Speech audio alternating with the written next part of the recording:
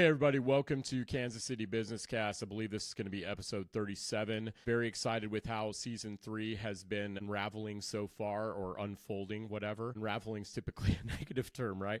But I'm excited to see how it's been going right now. As of the time this is aired, Thanksgiving has either just happened or we're going into Christmas. So hope y'all are enjoying it. Today I have a good friend named Matt Nixon. Matt, welcome to the show. Matt from Trusted Roofing. Appreciate Glad you, to be man. here, Michael. Thanks for having me, man. This is going to be a lot of fun. Absolutely, man. So you and I met in our networking group, my previous networking group. We've talked about them numerous times, and I think when we first talked about you coming on the show, I thought about it and I was like, hey, I've watched Matt speak in front of groups. I've watched Matt lead in business well, and I think another thing about your personality, I don't know that I've had somebody like you on the show just yet, right? Like you're Hopefully that's a very, good thing.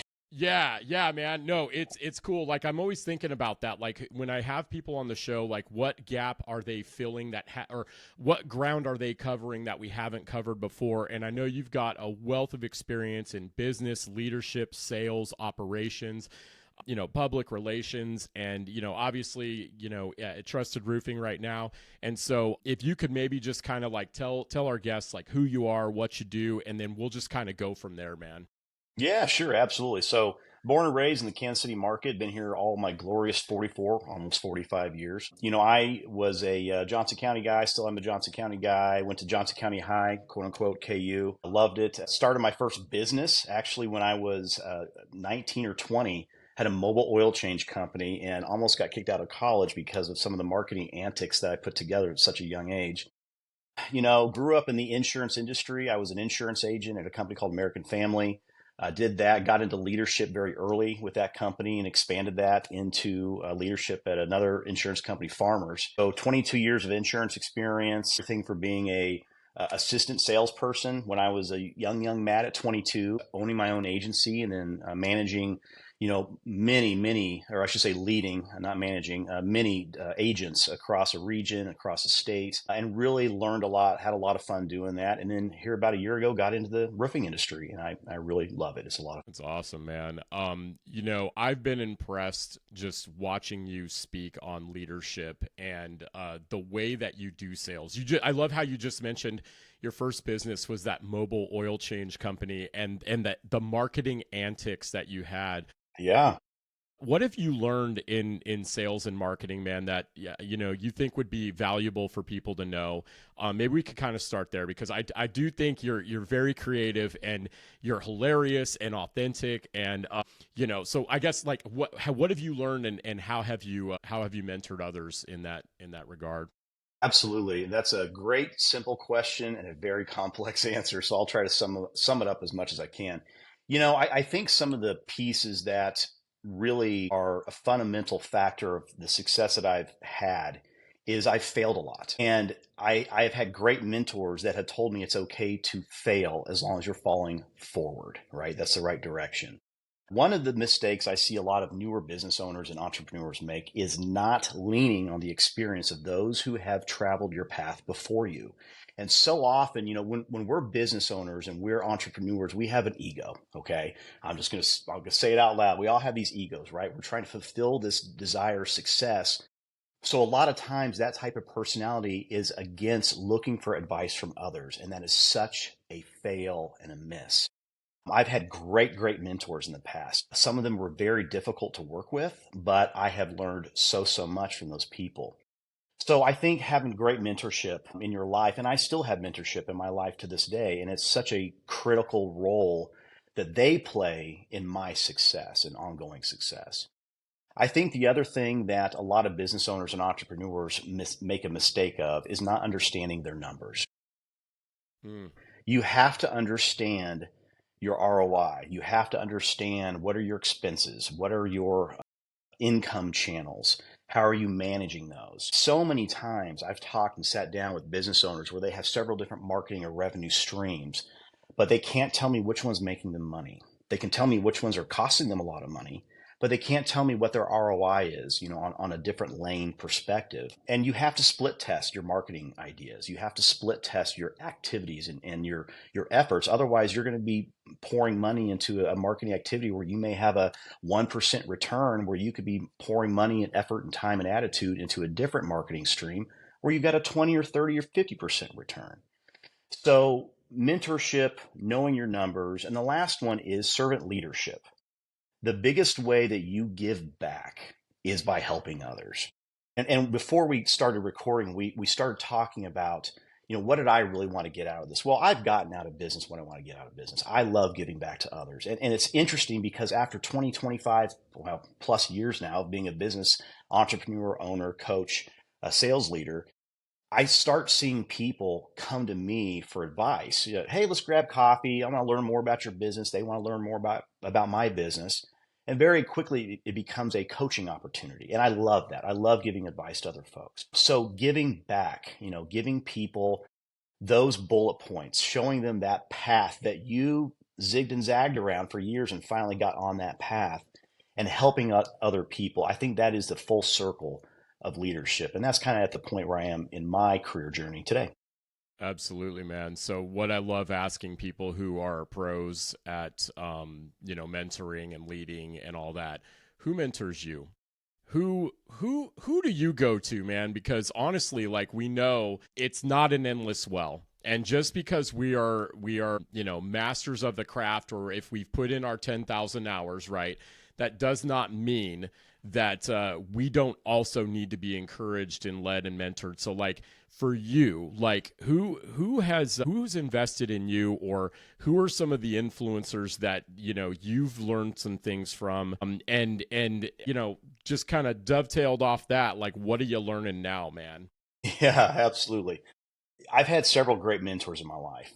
The biggest one that comes to mind and is always forefront in my heart is a great friend of mine named Steve Taylor. And he'll see all these clips, and I'm looking forward to him hearing these. Steve was my first district manager when I was at American Family Insurance. And he was that guy. He was an old school manager, very, very brilliant man, still is. If he's listening, he still is. I love that guy to death. He's like a second dad to me, But he was the type of guy that you would run through a brick wall for him. Even if you knew there was 5 feet of concrete behind that brick wall, because you knew he was on the other side to pick you up. That guy, he would never give you the direct answer. Hey, Steve, I think I'm going to go do this. Well, Matt, then go do it. Well, what do you think? Well, I think I hired you for a reason. I think you're a smart guy. I think you're going to analyze everything. I think you're going to have a great plan. So go do it. But you also are responsible, and you have to own the results, whether those are great or not so great. So Steve has always been such a charismatic, upfront leader, and also in such a soft way at times. And I learned so much from him. And one of the things that he told me, and now I see this, and I have seen this in myself for many years, is that one of the greatest compliments you can get as a mentor is for that person you're mentoring to use your own words back. So I call them Steve Taylorisms, and so do a lot of other people. Yeah. Lots of, little cliches, little catchphrases, things like that, that really make you think. One of the other biggest mentors in my life is my father and my mother. People for years, when I was an insurance agent, would ask me, well, why'd you get in this business? Well, my mother being a teacher, very revered, she's retired now, very revered, very well, highly educated. Both my parents are. She was so good at educating herself through her entire career, still does to this day, and she's retired because she wanted to make sure that she always could provide the best tools and resources and advice she could for her kids, and she's got thousands of them.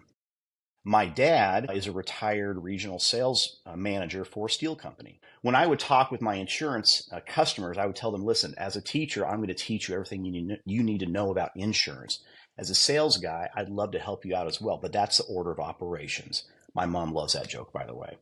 So my parents, as a math teacher, she loves that joke, order of operations, PEMDAS, right? She'll love that I said PEMDAS too. I think of foil when I hear that. First outside, inside last, There you go. Right. So now my mom's proud. We remember some of that. Right. Absolutely. But they're great mentors, and they really are a mentor, I think, these days for my soul, because I think a lot of times when you're go all the time, you can sometimes put some of those 5 F's that you should keep in balance on the back burner.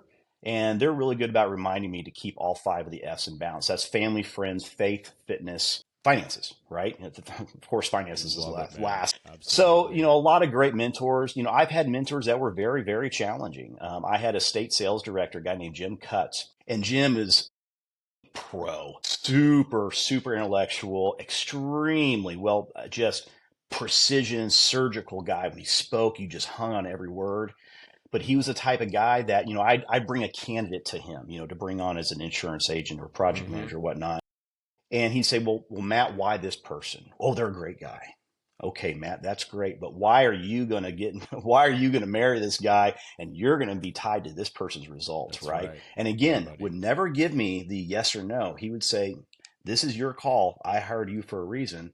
Make the decision yourself and back yourself up. I'll back you up too, but you have to own the results. Yeah.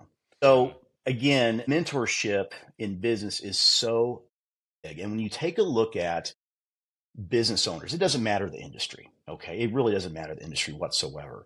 People who continuously look for a board of directors, right? That group of people that yeah, that group of people that they call on, that will call you on your stuff, right? That group of people that all have different backgrounds of My experience man. that can say, Take me to church, bro. Take me to church. take me to church, preach, preach. Yeah, I You got to have your use board of directors. I can name them. I name my own Yeah. board of directors. Sorry, go ahead. Go ahead, No, man. no, you're I'm good. just But the people who are continuously successful, continuously getting to that next plateau in their right. business, understand they cannot do it alone. The last thing that I would say, and there's many different pieces to what I would recommend for an entrepreneur or business owner, whether they're brand new, getting ready to get into a business, or if they're more in their twilight years of their business journey, you have to understand you are one person. You're not multiple. You have got to hire people who are better than you, who are smarter than you. And for me, that's very easy. People who will attach themselves to the passion that you share. And you have to be able to let go. And that has been one of the biggest challenges I've had in my career, There because we I go. know What are I you can do learning? things Yeah. exactly. I have learned over the years that while I know I can do something great, the Matt Nixon way, right? I can't do all things and be all places for all people all the time. That's impossible. And that is a recipe for failure, long term, okay, or short term. So hiring good people, surrounding yourself with talent and empowering them to put their own spin on things that they're really, really good at is so, so critical. So many times I sat down with business owners, they're just pulling their hair out. They're paying too much money to this person for what they're getting out of them. They're paying too little money to this person over here that they're getting out of them. And they have no idea what their problem is in their business. And the problem is them. They're taking on still too much of the daily tasks that they need to have somebody get really good at, and they don't, because they think they can do it best. And they're right, they can do it best, but that's not why they're here. They're here to lead, and they're here to bring on people that want to share in that passion and that journey, and they want to grow. You have to let those people own those roles, and you have to empower them to do so. And you have to trust them a I lot too. think that is one of the biggest reasons why businesses have a hard time scaling. They Is absolutely do. because being the everyman or every woman, everything, that is not a scalable model. And so on that subject, okay, so I asked you like who your mentors are. Definitely, hey, check, we got that. What are you learning now, right? You started to talk about it. You said, hey, I have learned that I can't be everything to everyone. So you hire smarter people, right? And we know that saying, like if you're the smartest person in the room, you're in the wrong Wrong room, room. right? And so Absolutely. who do you surround yourself with that can do things that you can't, or they can do certain things that are your weaknesses, right? Because we know too, like I love how your original mentor would ask you, why are you hiring this person? And you say, well, because he's a cool guy.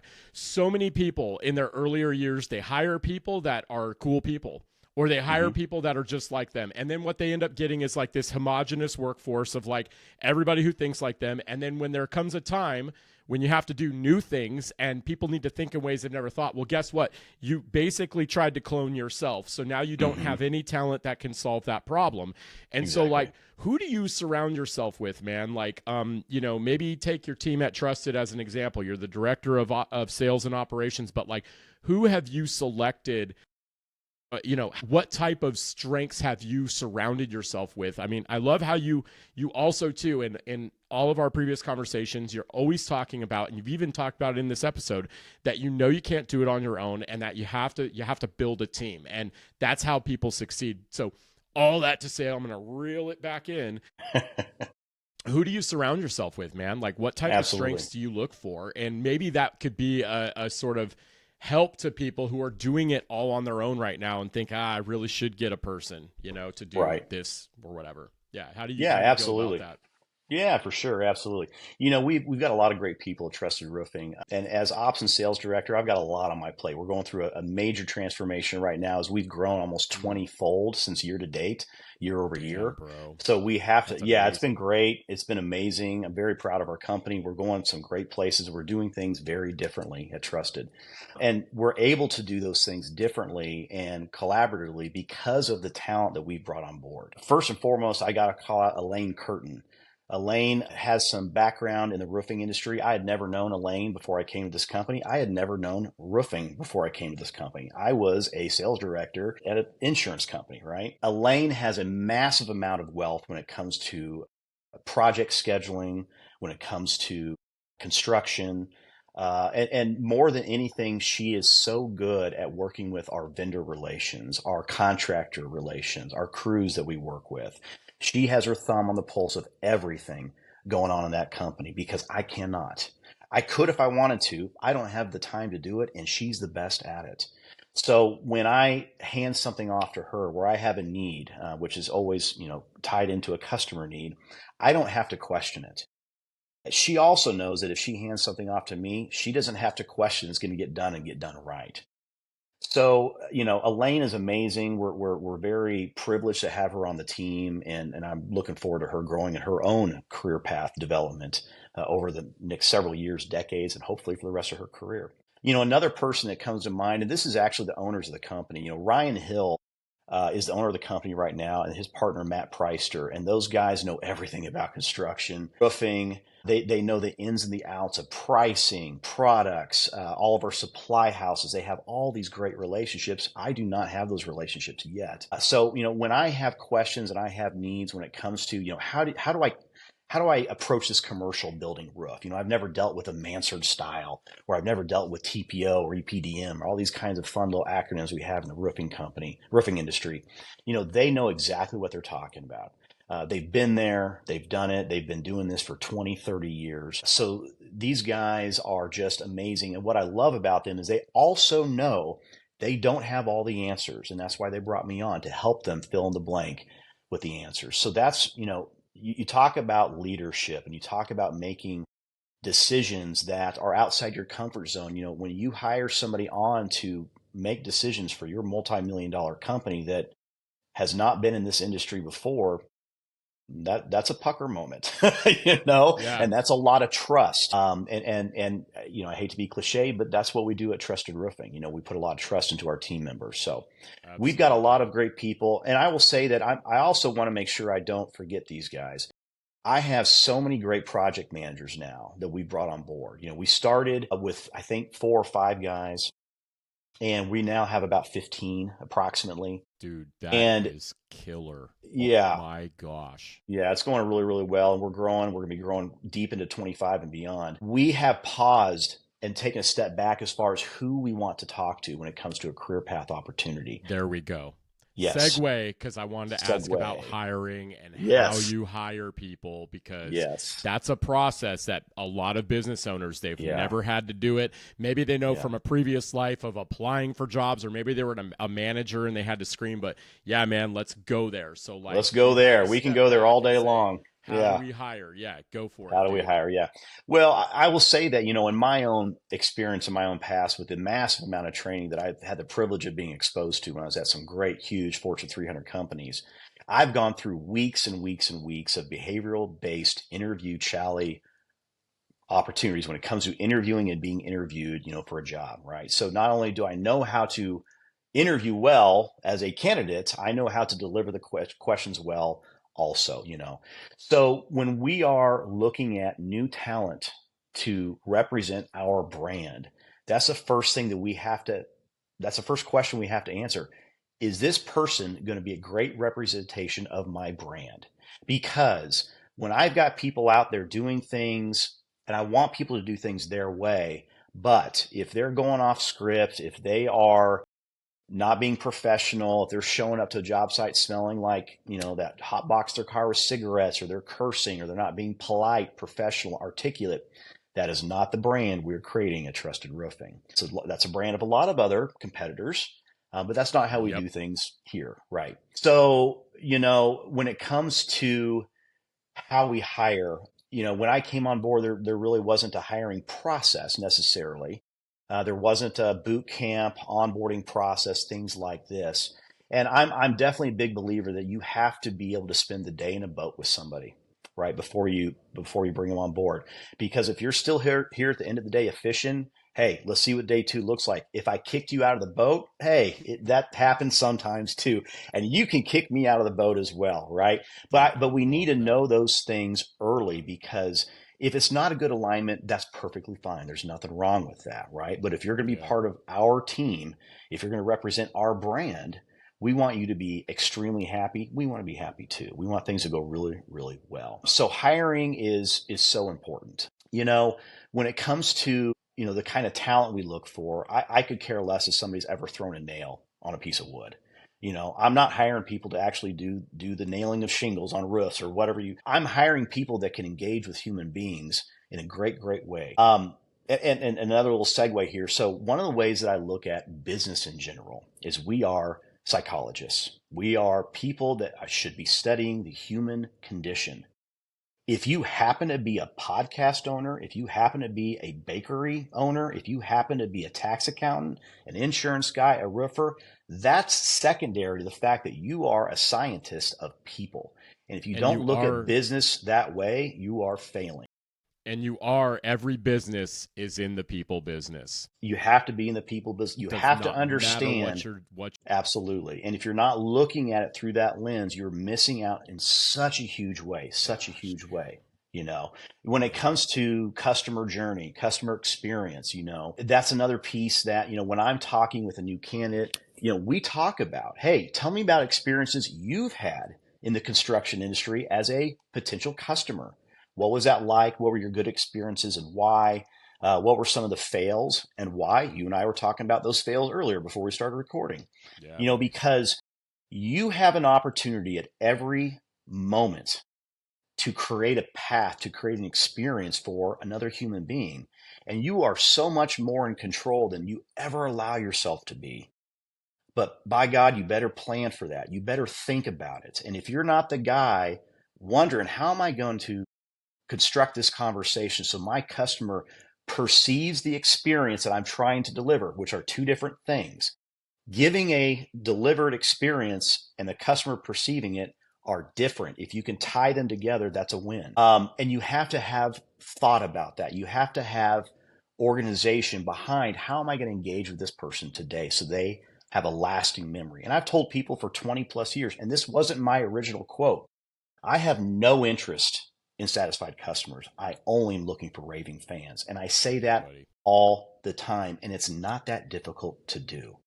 So when we bring people on, it's about personality. It's not about skill set. It's about, can you open your mouth, articulate a proposition value, and share passion? Because that's really what sales is. It's a transference of passion and conviction. And whoever has the more passion and conviction wins. Right, right. So, something I'm always so interested in, and it's you are, there's only one Matt Nixon, obviously. And you're all welcome. That's right, buddy. I love it. I love it, dude. I love it. I don't know if the world could handle more than me. Oh, I feel the same way about myself, man. I mean, I think the fact that you and I are in this conversation right now, this is a lot of self-contained riot in a virtual chat room right now, because we're both kind of forces to be reckoned with, right?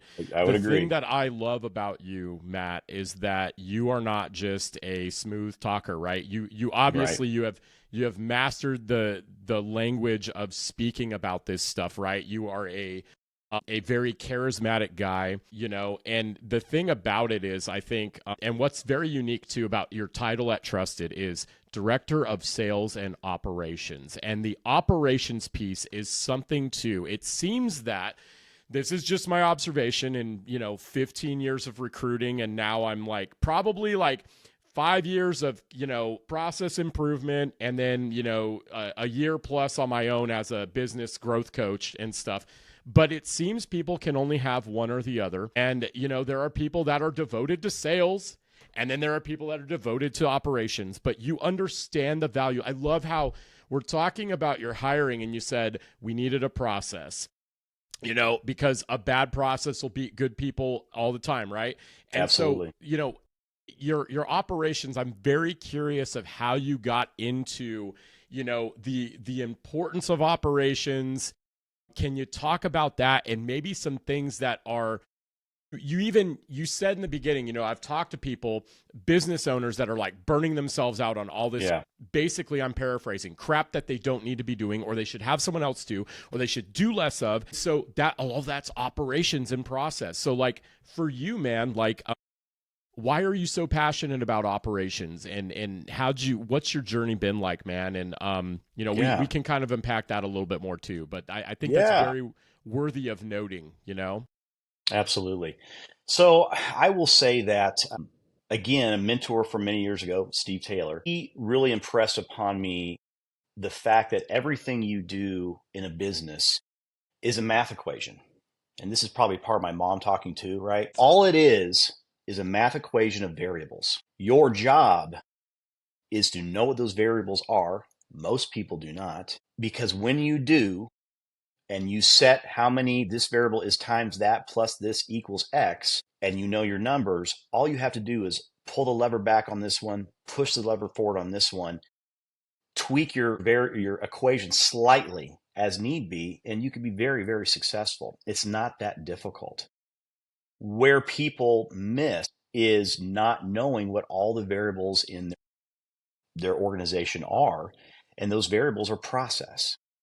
So it's so important to sit down and work on your business as much as you work in your business. And there's another cliche of the day, because so many people, as we've been talking about, get wrapped up in the daily operations. They're running to the bank. They're going over here. They're seeing this customer. Oh, I forgot. I got to run back to the bank. I have to go to the office because I got to cut payroll. Email the form. I forgot to set that calendar reminder. I forgot to, Yeah. Dude, and they're doing jobs of other people, things they shouldn't be doing. And they don't realize that they are not only wasting time, wasting money, and losing out on massive opportunity, they're driving themselves nuts, right?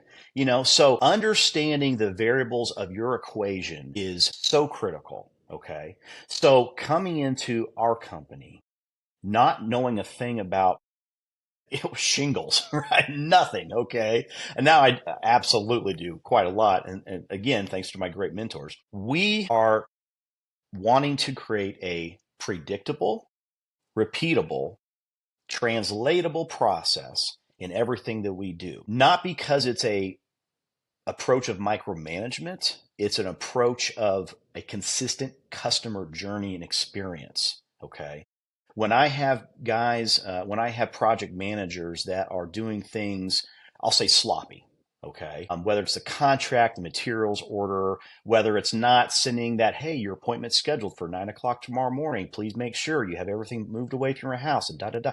These positive customer touch points, when they miss out on these pieces, when they hurry instead of pause and think and plan for the next engagement opportunity, things get missed, including revenue, sales commissions, and things like that. I just went through a huge study on the last few hundred jobs that we've done this year, and I can tell the difference between the jobs where we had a great revenue margin and the jobs we didn't, and I can even tie a direct correlation to the who, okay? Right. So when you have a process that is working, you have to map it out. You have to make it something that people, other human beings, need predictability and consistency.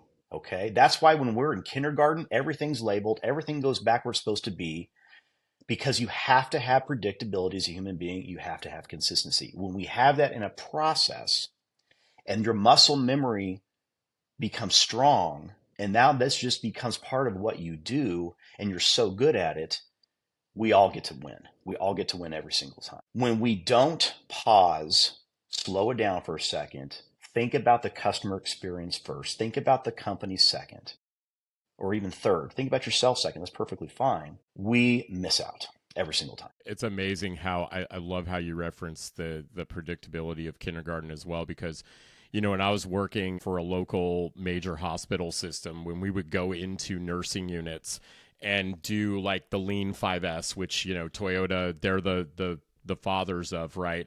It always came down to, here's the tools in our tool belt. We have blue tape to map where things should go on the counters. We have our label maker.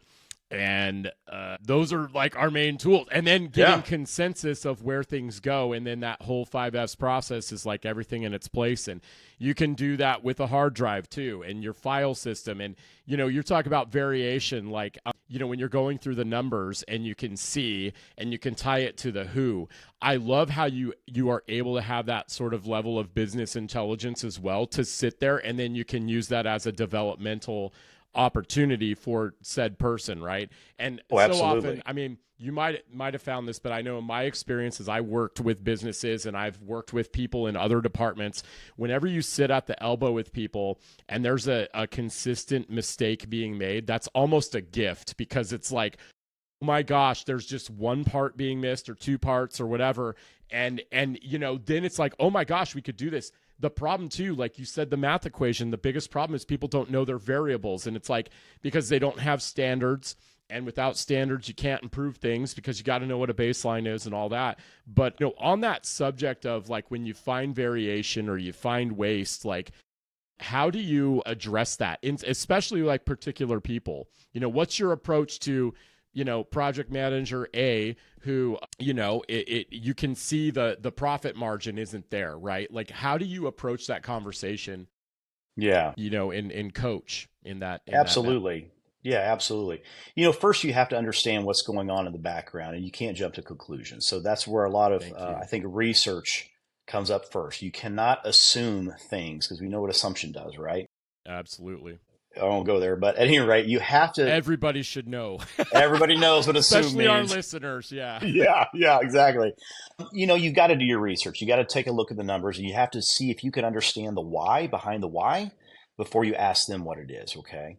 So sitting someone down who is having a real struggle with profit margin, let's say, maybe their sales commissions aren't on average really at par for what we would anticipate, or even I'll use the word expect, for a project manager. And then it's going in and dissecting, their process. And within seconds, I can identify, because I already knew, there is no process. It's by the hip. It's randomized. It's not planned out. It's not thought out, despite very good intent. It's just that thought process wasn't there. Okay. So it's a matter of asking questions. Well, tell me, what did you learn from this project? Can you tell me a little bit more about that? Hey, I see you had an opportunity here to upsell, cross sell, whatever the case may be. And I don't see that happen. Can you tell me a little bit more about what that customer's journey was like? And asking those questions that are not yes, no, just like anything in life, and trying to encourage the brain to think differently. And I think, and again, going back to my mentors from the past, present, and hopefully those in the future as well, challenging the brain to think differently, to flex that muscle a slight different way, is how your brain grows. If I sit here and give you the answer every single time, I mean, you'll do it once, maybe twice. I'm going to have to keep badgering you about it. And it's not going to be a healthy relationship, right? Absolutely. So you have to find out what their process is today, what they would like for that process to look like, and then ask them, are you open to suggestion? Are you open to feedback? And sometimes people aren't in the right headspace or the right place physically to get feedback, Absolutely. So I would say that is a big component. At our company, anybody who is recruiting for their own inside sales team, they're responsible for the coaching and the development or mentorship of their team. I am responsible for the development, coaching, and mentorship of everybody, whether it's our senior project managers or new project managers, our owners of the company. Having a feedback loop is vital. vital. If I expect something, by God, I'm going to inspect it too. Okay. Because if you're Yeah, not, buddy. and there's another cliche, you have to inspect what you expect, right? You can tell I'm geeking, man. I know you're geeking. I'm a huge fan, bro. I'm a huge fan of you. I'm a huge fan of your I appreciate influences, that. your approach, man. Very curious too. Like, you and forgive me, I've got a little bit of short-term memory loss here. You might have already said this, but like, when was the first time, or how did you figure out over time that you wanted to pursue this path, of developing people? I love that. We said it in a previous conversation, I think what you had said is, I am great at building businesses and teams, but I'm really building people. Yeah. And, how did you kind of find this? Like, what was your journey Yeah. getting to this point? Getting the point where you're influencing others. Well, outside of that leadership circle we've talked about, right? Where Yeah. real servant Yeah. leadership is coming back around and then giving back. My opportunity to more formally, I'll say, coach others came when I was about 27, 28, Okay. something like that. I was an insurance agent in Mission, Kansas, here in Kansas City metro area. And I had been tapped on the shoulder to go into management, field management. And my first responses were no. No way. I've got a good thing going here. I'm good to go. But at the same time, as a favor to my district manager, the same guy, Steve Taylor, he would say, "Hey, I've got this new person coming out of new agent school. Can they office with you for a couple months while they're trying to find a place? And hey, can you help them out a little bit? Give them some mentorship. Give them, tell them kind of, what they need to be doing. Help them along, right?" And I love that. I loved helping out people. I loved seeing their successes. I loved being able to go to that, the National Business Owners Conference that March and see these guys walk across stage, get their big plaque or ring or their whatever. And I'm sitting in the back of the hall giving a little golf clap. And I know a little tiny piece of that was my influence. And when I could see that, I knew there's something here. There's something here. So I did have an opportunity, to go into management. With my mother, my father being amazing leaders themselves, it just made sense to help other people. So I became a district manager, and I got to put my passions together. I love business and I love helping other people achieve their dreams. And I've been able to do that since 2008, along with my Absolutely.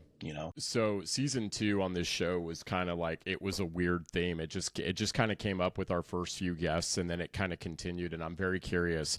When I was asking about your origin story just now, let's go further back. What about little Matt, inner child? Like, we've talked about that a lot. I think it might have come up once or twice when I was in the group and we were talking about something to the effect of, like, if you can just get in touch with, your childlike wonder, your childlike Hmm. creativity. But like, what were you like as a kid, man? Like, I would just love, and I know there's people listening that want to know what you were like as a kid, man. Yeah. And there's a But lot of like, people listening that know what I was like as a kid. yeah. So maybe you can explain it to those and me. Like, I don't know. I'm just very curious, man. Yeah, I mean, I'll go deep too a little bit. I'll just lay it all out there, right? Appreciate that. So, I've had depression my entire life. I was a real chunky kid.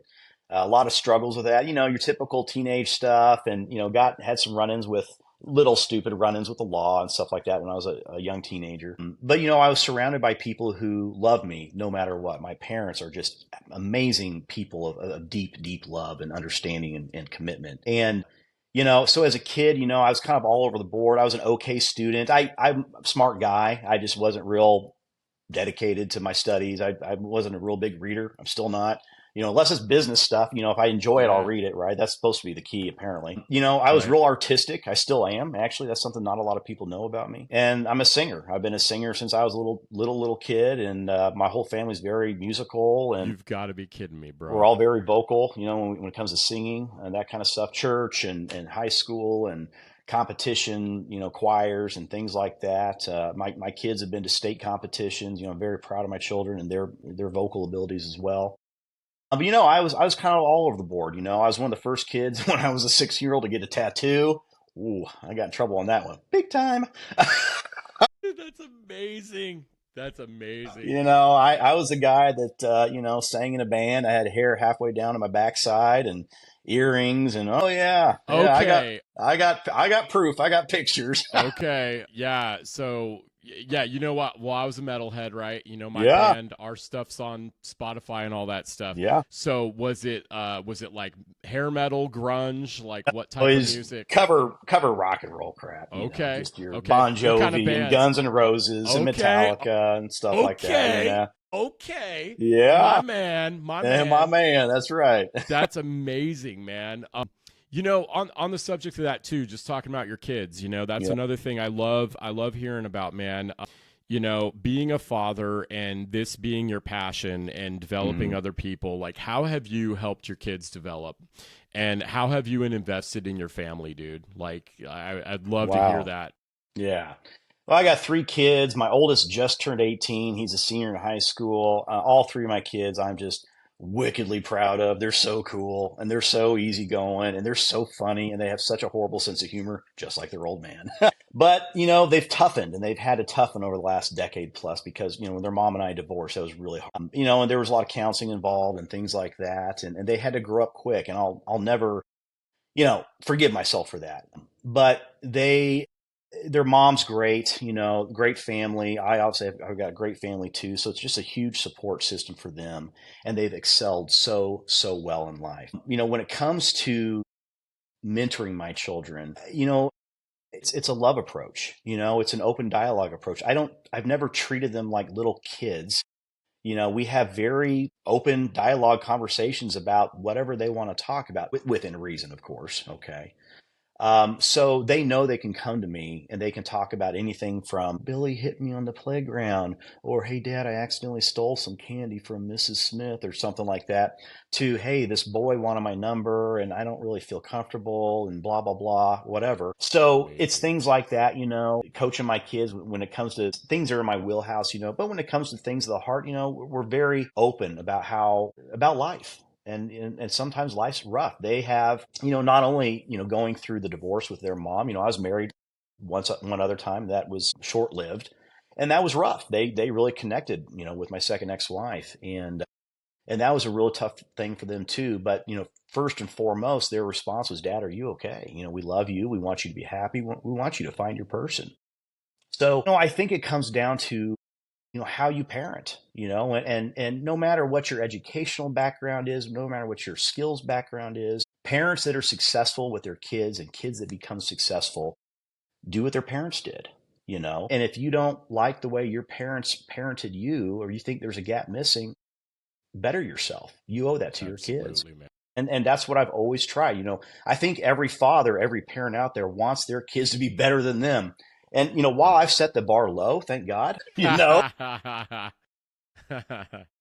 know that we've achieved that and they're so young. And my son, he just became a man. He's been a man for years and he's so much better man than I ever could have thought I would have been at his age. I mean, gosh darn it, that kid, Incredible, dude. I so love proud of that, all man. three of my kids. Yeah. I love that, man, so much.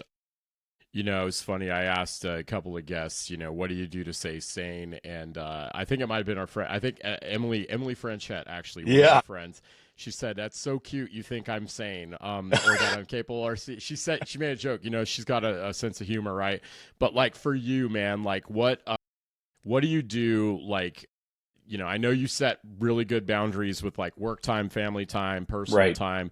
What do you do to recharge, man? How do you what kind of hobbies are you into? Yeah. Things like Yeah. that. Absolutely. Well, I love to travel. I actually so much so I've got a world map tattooed on my leg Are sleeve. you And so, kidding me? nope. And I got one better for you. I actually did it myself. I taught myself how to tattoo years and years ago. And yeah. So every time I go to a That's new country, incredible, dude. every time I go to a new country, I add a little pin, like a pin on a map. And I got that because my Aunt Jeannie out in way southwestern Kansas, when I was growing up, going downstairs in their farmhouse, there was this huge world map and thousands of pins all over it. And she's an archaeologist. So she's traveled all over the world thousands of times or whatever. And there's a pin everywhere. I thought, oh my gosh, I want that someday. And I love to travel. So every time Australia, Nepal, Sri Lanka, India, Germany, London, whatever, Spain, I add little pins on my legs. So at any rate, Dude. so I do enjoy the living canvas. I have got a lot of that, but I love to travel. I love to experience new cultures. I love a good beach. I love a good cruise, but man, going to places like Nepal, going to places like Sri Lanka, boy, it will so much change your perspective on the human condition. And Absolutely. I absolutely love that. So travel, I love to cook. I would almost say I'm kind of a little bit of a gourmet cook. I'm Nice. a big motorcycle guy. I love my Harley. Yeah, buddy. Absolutely love, two wheels down, right? The whole time, rubber side down. Loving that Cage free, stuff. baby. Cage free. That's right. That's right. My parents aren't big fans of that, but that's okay. What are they going to do? Not too Ground many me? people are, man. I No. mean, I don't know. I mean, I get it. I'm from California originally, and the lane splitting stuff. I know a lot of people get upset about that, but you just have to be uber defensive, with your driving and stuff. I also love, like, I mean, no offense at all, but I love how you have a jailhouse tattoo on your thigh that you've done yourself, bro. That is so Yeah. hardcore, man. And Yeah. you talked about you're an artist. What medium of art do you enjoy? Yeah, Like, I've always been somebody that draws a lot, okay, paints, that's cool. draws, that kind of stuff. I've always been very talented when it comes to expression, when it comes to even sculpture. I had several great art teachers, Sue Bolton and Guy Malone when I was in high school. I had an amazing ceramics teacher at JUCO. And the guy once had a throwing wheel installed upside down because he learned it in Australia, That's for and they would pottery, right? A they would throwing pull wheel. they would Okay. pull it down instead of up, and it was wild, just wild, That sounds So like insane, man. someday, like my dream, like if money wasn't an object and I didn't need an income, to have some kind of a studio where I did like occupational therapy for like elderly people, folks with like mental or physical challenges, young kids that maybe need somewhere to go between school and when mom and dad get home, just, making some pottery, doing a little bowl of something or whatever. I think that'd be so much fun. But I Absolutely. definitely love just expression, in all its forms. I think the tattooing thing is a big example of that. I was married that second time, and we both had quite a bit of ink. And I remember one day she looked at me, she said, I really want some more tattoos, but the paying for it part, I'm not a big fan of. But if anybody could learn how to tattoo themselves and do it really well, that'd be you, Matt. Well, she knew how to poke the bear. She knew that I was always up for a challenge.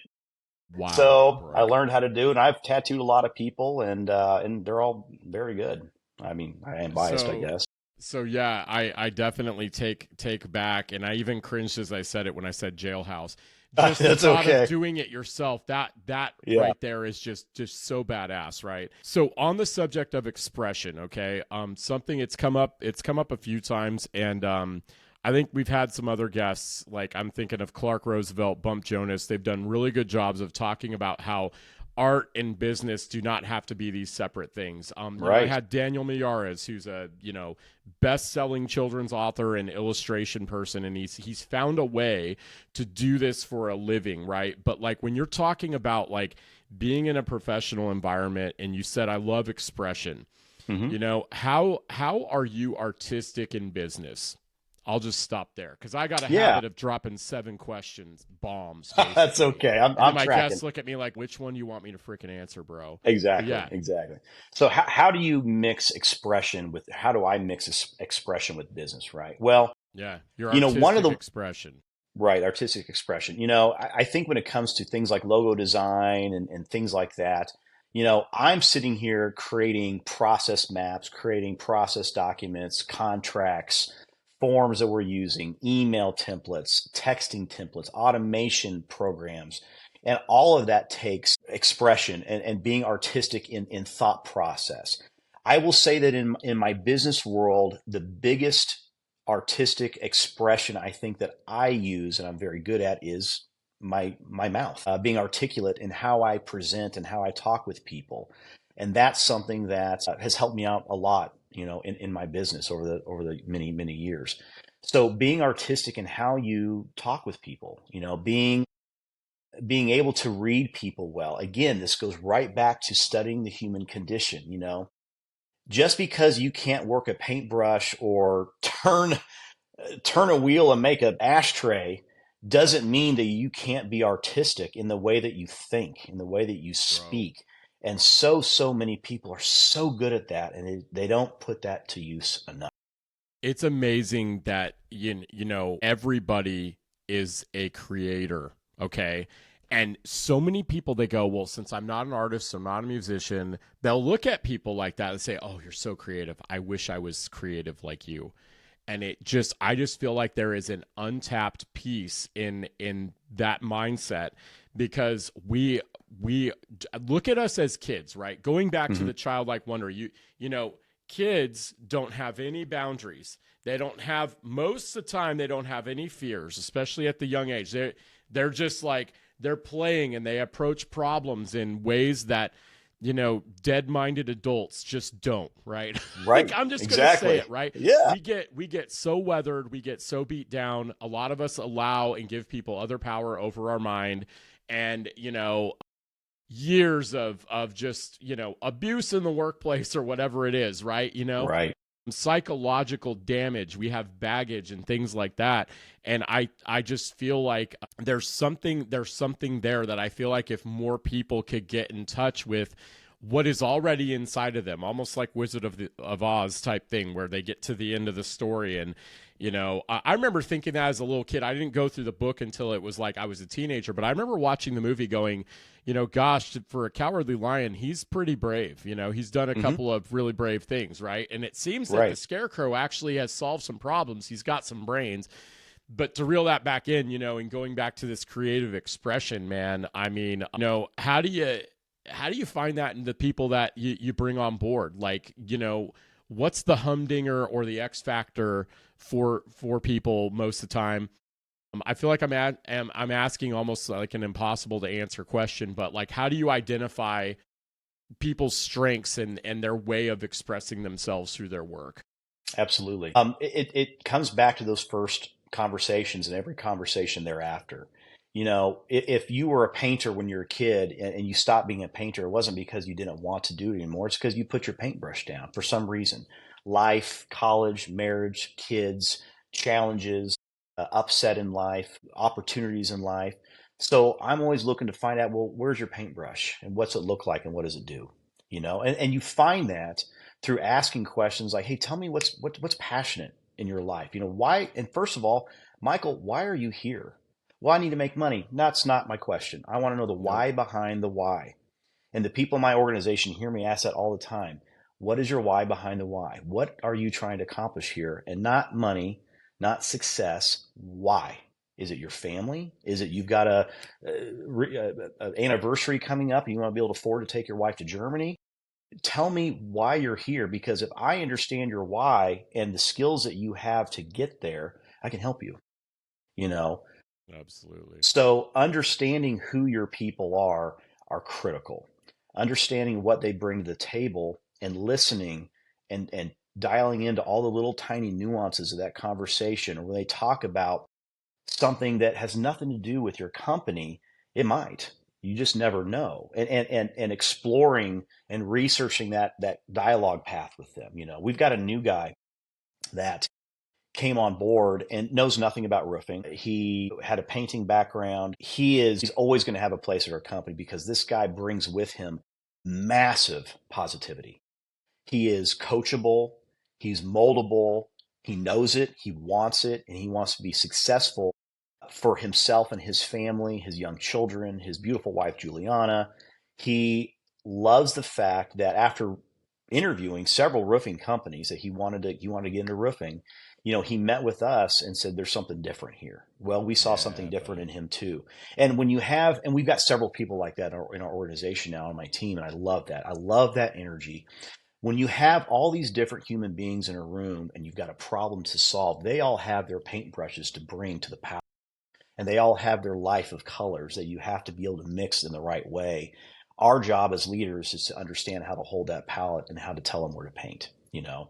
So, you know, that passion and what drives people is where you find out what kind of skills and what kind of artistic expression, whatever that may mean, whether that's in their internal drive, whether that artistic expression is in how they engage with a customer or how they talk, or maybe how they do those extra little things that maybe other people aren't willing to do, or that positivity that they bring to the table, or the ability to challenge in a professional and respectful way. Those are all welcome at the table. And I think that when we get those types of personalities around us, we all get to win. Absolutely, man. Gosh, dude, I've so enjoyed speaking with you today, man. Yeah, me too.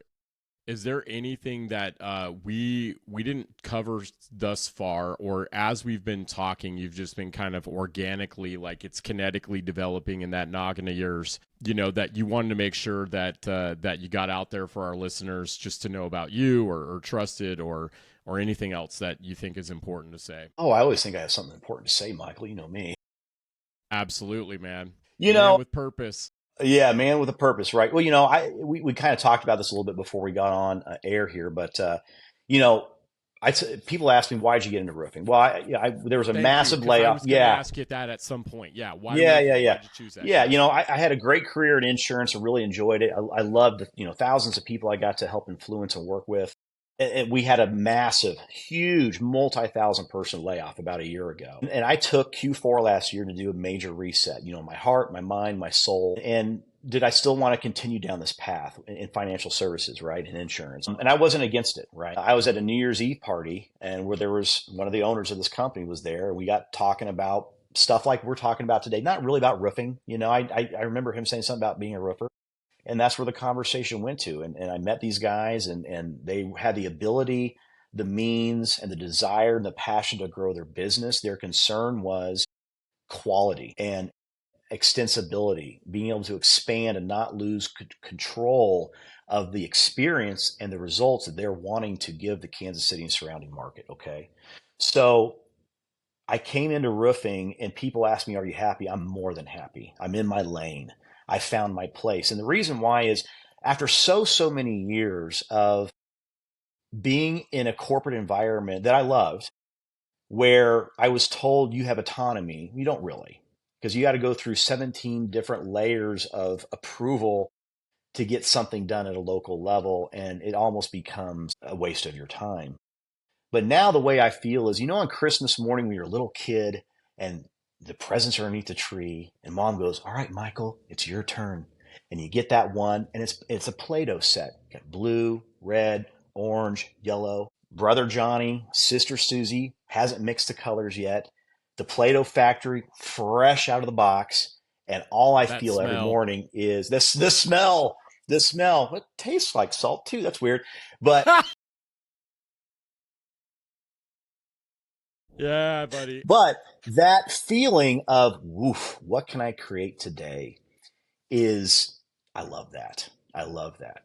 So that's why I got in the roofing industry. Now, I will say that after 22 years in insurance on that side of things, and I say this not tongue in cheek, I dealt with roofers. I dealt with construction crews, contractors and whatnot. And I say that because of the 20% out there that make it difficult to do business, or they are lying to an insurance company, which means they're lying to you, customer. The people out there that badger your door every time it hails barely, right? They made it difficult to do business. We are not going to do things that way at Trusted Roofing. And there's lots of great companies, tons of great companies out there that do such a good job. You have to be able to vet these companies out, But I love what we do because of the path we're on. I love the fact that we are doing things better. We owe it to ourselves to be better every day, to do one more. We owe it to our clients, past, present, and future, and we owe it to the Kansas City market to be amazing. And that's what we're doing. And I love it here. Dude, I love that, man. Yeah, I looked up your rating too before this interview. I think it's A+.